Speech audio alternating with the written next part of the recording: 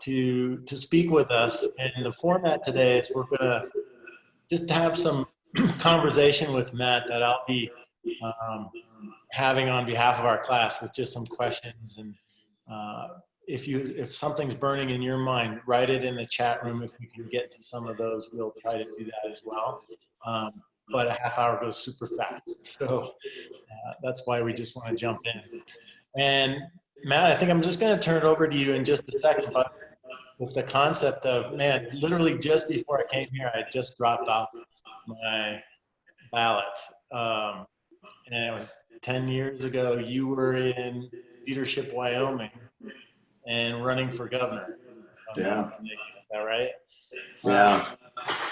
And that would have been, you know, today, 10 years ago.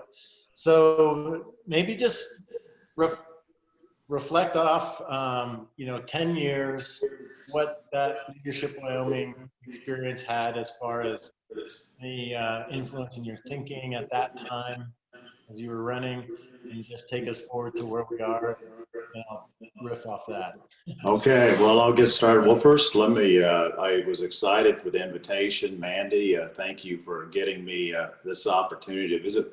I went through the list of the classmates, and it's a very distinguished list, and I think I know most of you, and so it's glad to have an opportunity to visit with you.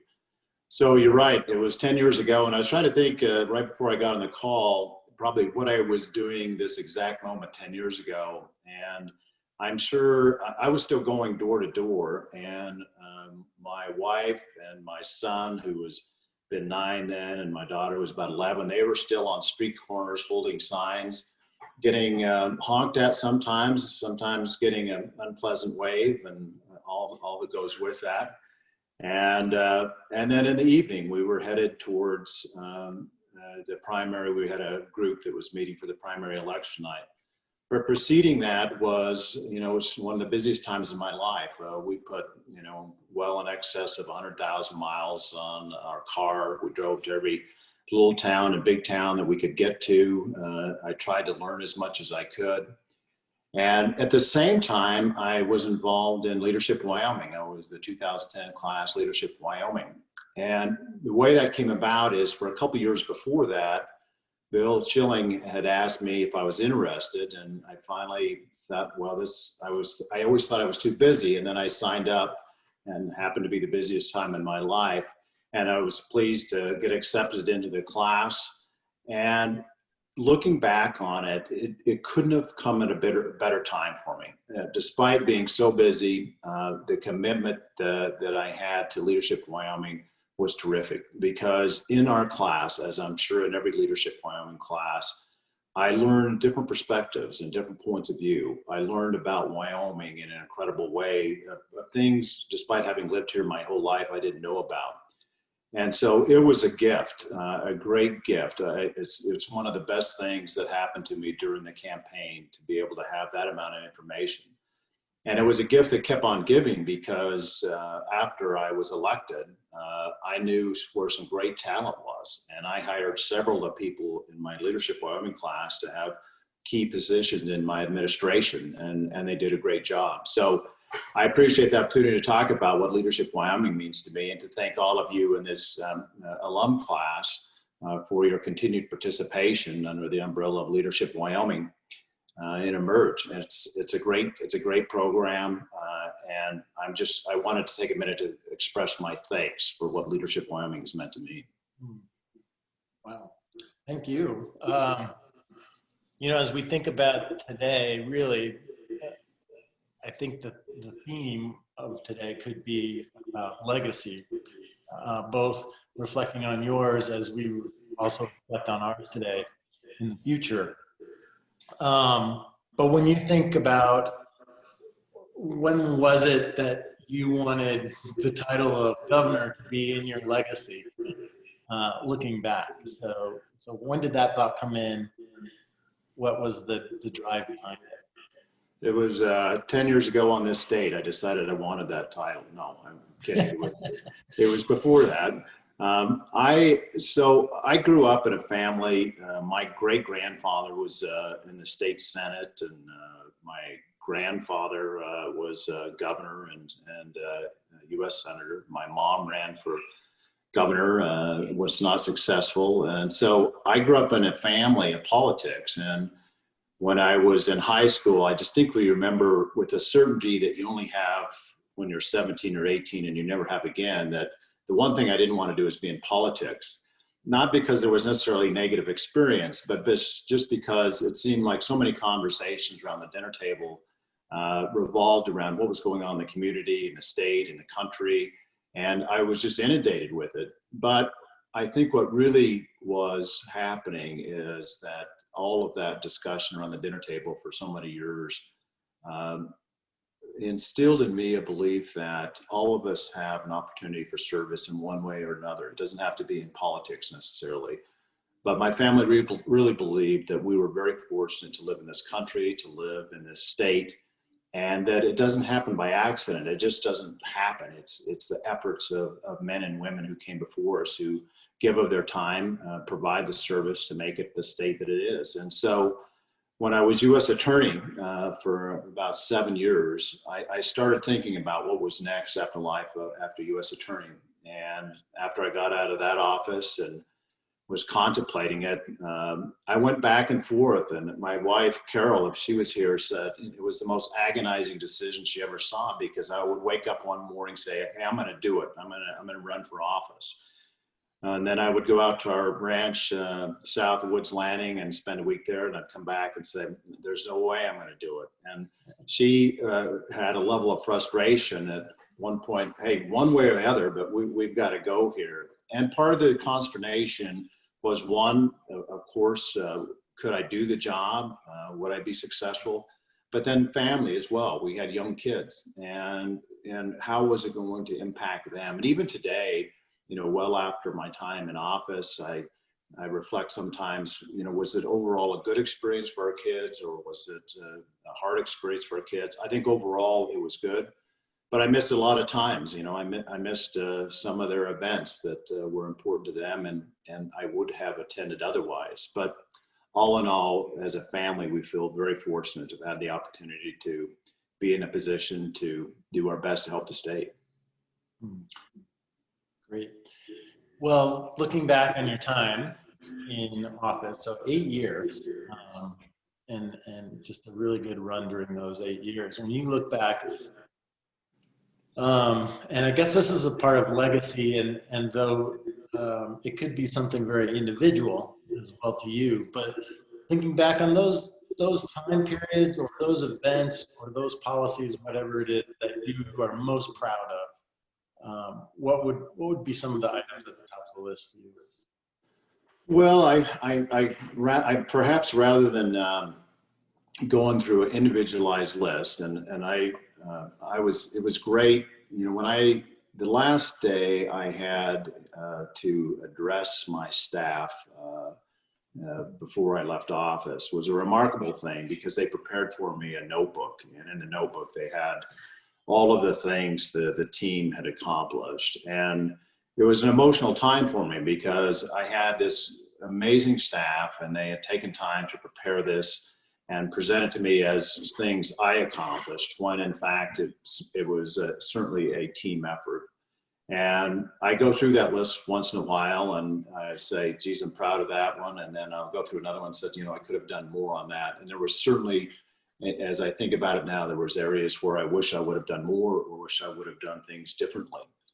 So part of what I hope is my legacy, and what I tried to do, not starting when I was in office, but when I started the campaign, is for those working around me, I tried to make known to them that, in my opinion, there is no one election or no one candidate that is more important than the system of government we have, and how important that is to conduct ourselves in a way that shows a positive side to public service through politics. In other words, I think, politics is rough and tumble, and I get that, and it has always been. But we need to set a tone so that for those who are watching our campaign, and certainly those who watch us if we were fortunate enough to get elected, would know that it's not a criteria to be in politics to treat people poorly, to go after people on a personal level. Certainly in the robust marketplace of ideas, we can have strong debates on what a better policy is. But I think in today's world, it's just gotten so personal too often and too vicious too often that I don't know that in the years to come that we're necessarily going to be attracting our best and our brightest. I have heard, and I'm sure all of you have heard people say, you know, geez, who wants to run for office, whether it's county commissioner or mayor or president or whatever it may be. It is just, you're just going to get eviscerated regardless of your positions, and you're going to get personally attacked. And so I hope part of my legacy, not just while in office, because I said, you can't just say you're going to do this once elected. It's got to be who you are. You've got to treat people well. You've got to treat people with respect.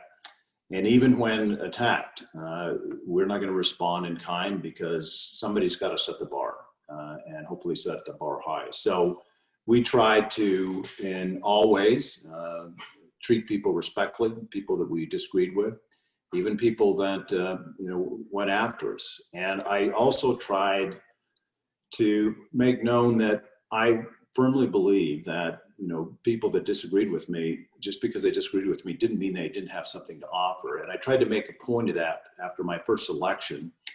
I talked to many of my primary opponents and offered them jobs on committees or boards. And some of them accepted, some of them didn't. And after the general election, I appointed my general election opponent, Leslie Peterson, to a board.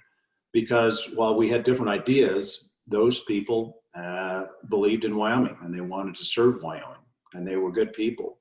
And rather than say, hey, I'm going to get an office and I'm going to throw everybody out that was under a previous administration, I tried to keep as many as I could because I believed that their first loyalty was to Wyoming. And it proved true. And I was grateful to have the services of some of Governor Friedenthal's staff that agreed to stay. And I was grateful for my primary opponents and my general election opponents for their service in my administration, because it said something about them as well, that they in fact did want to serve. And it wasn't just about the title of governor. They wanted to help Wyoming. And I admire them for stepping up and serving after having lost a very tough election. Great. When you mentioned team, and so that you have this phenomenal team that you've worked with. So many of us, we all work with teams of one form or another, or in and out of teams. So in thinking about a high performance team or that team, what characteristics were specific about that team that you either instigated as a leader or you just saw happen that you supported? Yeah, well, it was important to me in the people that I hired, for the reasons that I just stated. I wanted to come to work in an environment where people were treating each other with respect. And I also wanted to create an environment. I think too often we get a greater fear of failure than we should. I believe that, if we weren't occasionally making mistakes, we probably weren't reaching out far enough trying to do things. And so I tried to let the team know that, hey, mistakes are going to be made. And if they're done in good faith and you're trying to do something right, we learn from it and we move on.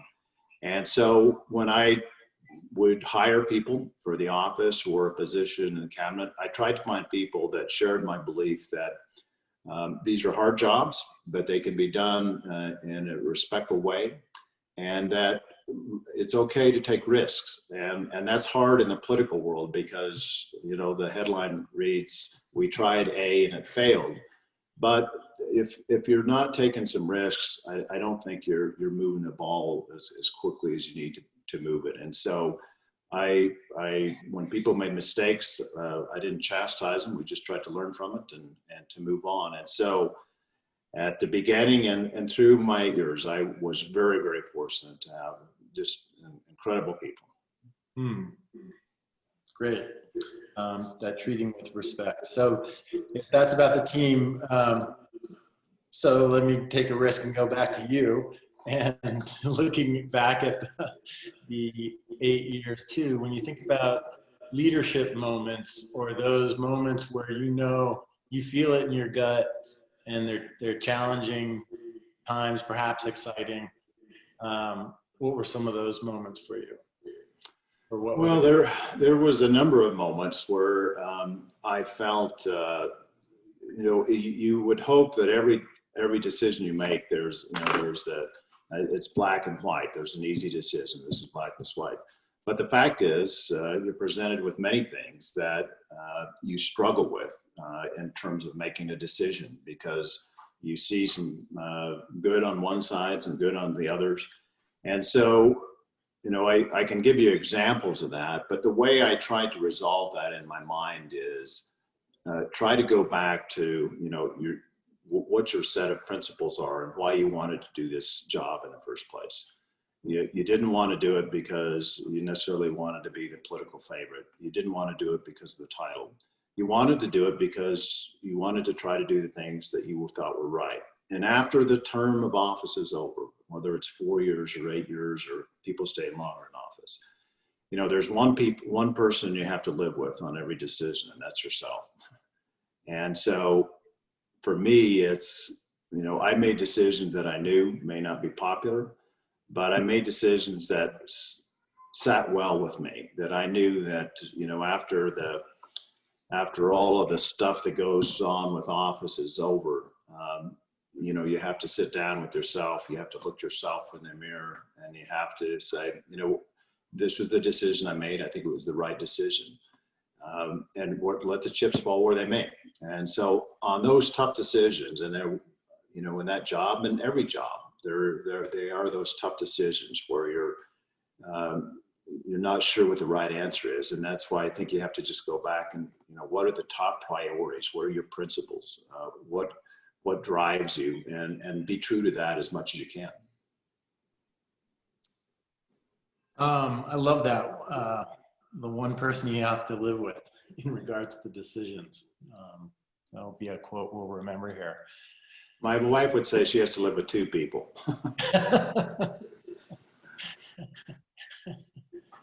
That's great. Back to the theme of legacy. What legacy do you hope that you've left for Wyoming? Well, I hired Rennie McKay. I think I should get some credit for that. I'm kidding, Rennie. But I think there was several areas where I think we made some pretty good progress. One is with regard to energy. I think that we made some moves regarding energy, minerals generally, in terms of trying to make sure that these wonderful natural resources that we have are produced in a responsible way. We tackle everything from an oil and gas element for baseline water testing to setbacks. With regard to coal, we had good relations with Australia. We've made some progress in trying to do more in marketing our coal on an international basis, which I think is important. It's a struggle that still goes on with regard to ports on the West Coast. I really, one of the regrets I have is that as I look at Wyoming now, especially during such a difficult time, I started an economic project called Endow, trying to diversify our economy for the state of Wyoming. We have been also fortunate. Minerals pay so much of our bills. We as taxpayers get a lot more benefit than we pay individually.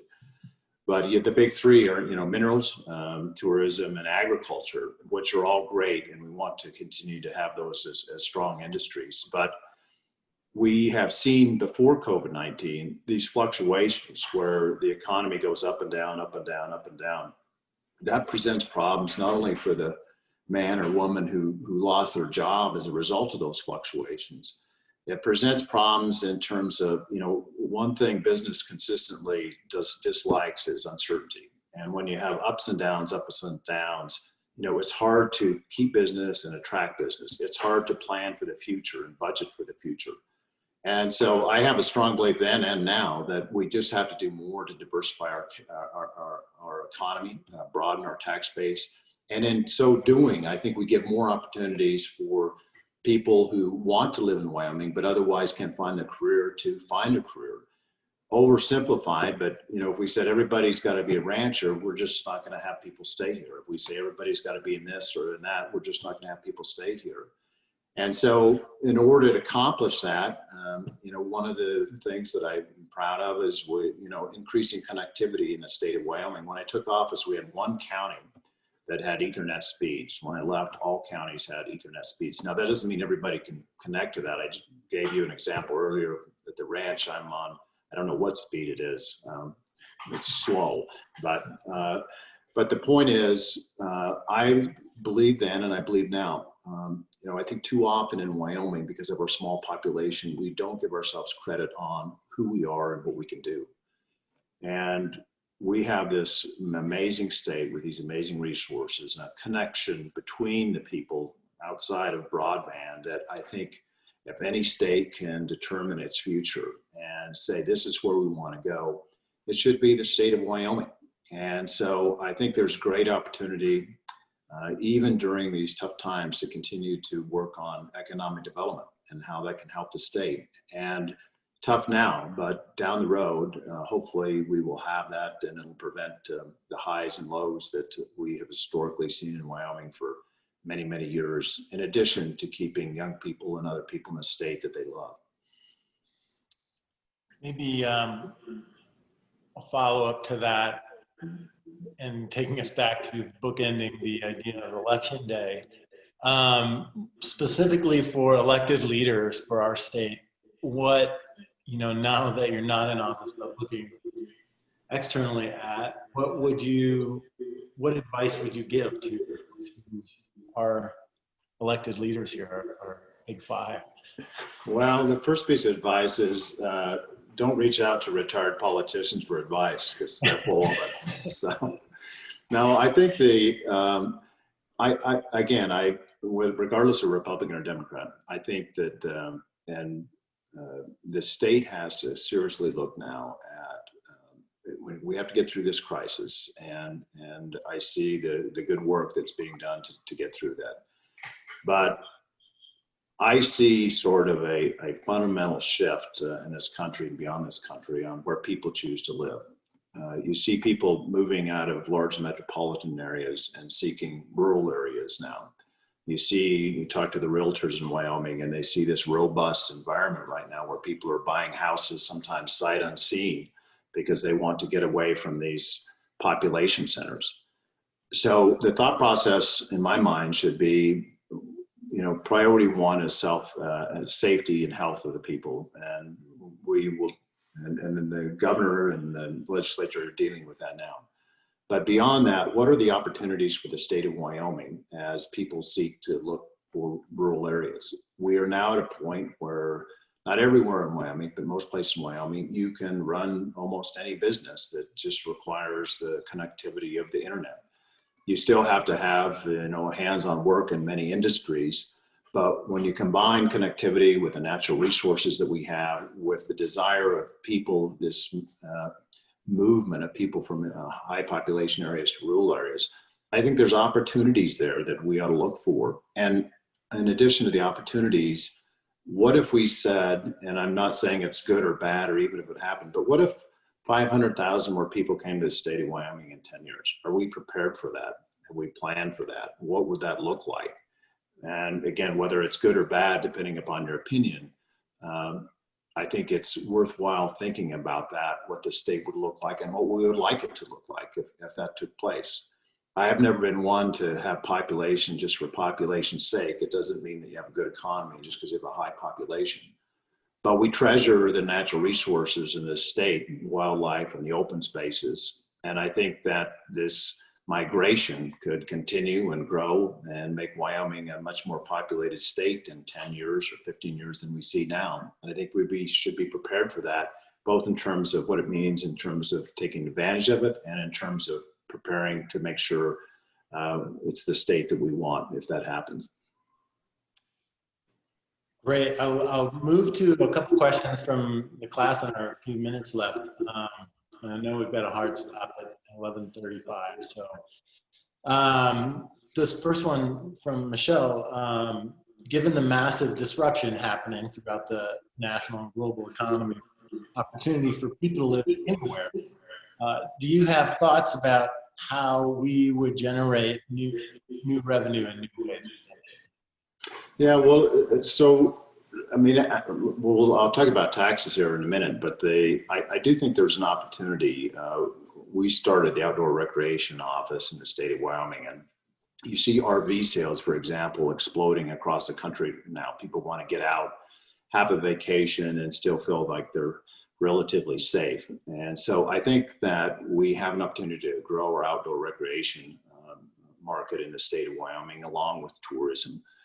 The tougher question, and the question, of course, all our elected leaders are going to have to decide is, where are we going to get the revenue from? And as I said earlier, you know, we have relied very heavily upon the mineral industry to pay the vast majority of our bills. Just as a policy, it's not good to have too many eggs in one basket. I think we need to broaden that. And I think it's time Wyoming, as difficult as it is, to have a good debate on taxes and where we are on taxes. We have to have, and the governor's office, and Ray knows this much better than I do, you know, this is a challenging time in terms of having enough revenue. You're not going to cut your way into getting this done. Additional revenue is going to have to be looked at. And the tough questions that people are going to have to ask is, you know, is this a time to go back and look at taxes? Now, I know some have taken pledges to, you know, no taxes regardless. I don't agree with that point of view. Yeah, I think you have to look at the circumstances as you find them to make that decision. But for those who say absolutely no new taxes under any circumstances, I think the follow-up question and fair question to them is, okay, well, this is the amount of money that we have in the state. It's X dollars, and we're short X minus dollars. So where do you cut? Do we cut back on funding the Guard, our health department, Department of Transportation? Those questions need to be asked. You don't want additional revenue. You don't want to cover what the deficit is. Then you need to say specifically, not in general terms, which agency gets cut and how much. Great. Maybe time for this last question real quick. Joe, I thought it was great. Again, legacy type question, but looking down the road 10, 20 years from now, what are the investments we need to make now to create human capital, social cohesion, or technological readiness? Yeah, well, it's a great question. So I'm going to set aside, which is completely unfair for the reality we live in. So let's set aside that we are, you know, COVID's, we got to address that, but set that aside and say it's a normal year and we have normal revenue. I think we should continue to invest in infrastructure. And I don't mean just infrastructure, roads and bridges, but I think expanding broadband to be able to have more people in Wyoming have that service. I think that's very critical. The other thing that I think we need to continue to invest in is the work done at the University of Wyoming and our community colleges with regard to education. And I see, you know, the governor's already working on that in terms of career and technical education, which I think is a wonderful idea. I think the University of Wyoming, you know, with the STEM building that's been open for a couple of years, the science initiative, we can really become, in my mind, a leading area in the West, if not beyond that, in terms of technology and what it brings to rural areas. Think about this: if we found some solutions for delivering rural healthcare, I mean, that's a solution that works everywhere, whether it's telemedicine or telehealth. Not to say that's not out there, but those are an area where, you know, it's needed in Wyoming. We struggle with healthcare. Great opportunity to invest in those areas to find some solutions for medicine delivery in a rural area in a way that is safe for the patients. I also think we need to continue to look at, you know, we started the Integrated Test Center in Campbell County, which is the carbon capture, and not just the capture, but the utilization of CO2. That's a solution that, you know, if it works, is not just good for Wyoming, it's good for the world. And the offshoots of that could be tremendous. So if you're going to be a leading energy state, I think corresponding with that, you should also be a leader in finding solutions from everything from pollution, CO2, to transportation. Those are things that benefit us directly, but benefit the world as well. So I think we can be a leader not only in just the dig and ship, but the technology that should go with it. Great. Okay, technology, infrastructure, education, rural healthcare, and also the question of if we doubled our size in 5 years, what sort of a place would it look like? That was an intriguing question to me, and as well as the other thoughts that you put out there for us. And so, Governor Mead, I just want to say thank you, first of all and foremost, and appreciate both your honesty looking back and also ideas looking forward in supporting our own growth and goals this way. Mandy, anything from you before we let Governor Mead jump into his next meeting? Just a sincere thanks, and the best applause we can do on video is the sign language for applause. So this is your seated standing ovation. Thank you for joining us and for taking time out of your day to share your experiences. We really appreciate it. It's a pleasure. Thanks for having me on. Good luck, everybody. Yeah. Thank you. Have a great day. Thank you.